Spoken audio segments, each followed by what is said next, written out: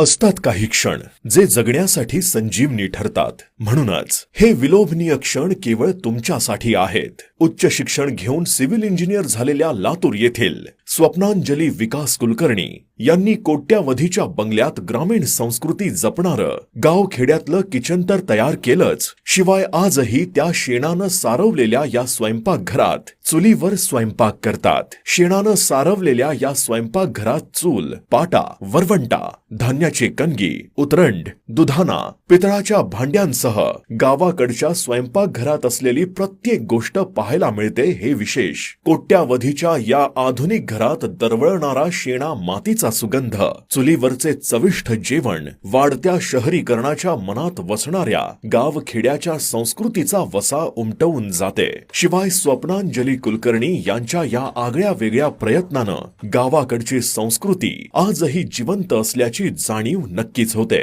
गावखेड्यातले घर हे केवळ एक घर नसते, तर गावासोबत नाळ जोडलेल्या गावाकडच्या प्रत्येक माणसाच्या असंख्य भावनांचे प्रतीक असते. हे वेगळे सांगण्याची गरज कशाला हवी? काटवटीमधील भाकरीवर पडणाऱ्या हातांचा आवाज, चुलीमधील विस्तवावर फुगलेली भाकर, वरवंट्यावर केलेले वांग्याचे भरीत आणि लाकडाच्या रवीनं घुसवलेल्या ताकाचा स्वाद म्हणजे स्वर्गीय अनुभूतीच. गावखेड्यातलं जीवन आणि संस्कृती दाखवून देणाऱ्या स्वप्नांजली कुलकर्णी यांचं हे किचन तुम्हाला कसं वाटलं? कमेंटमध्ये नक्की लिहा.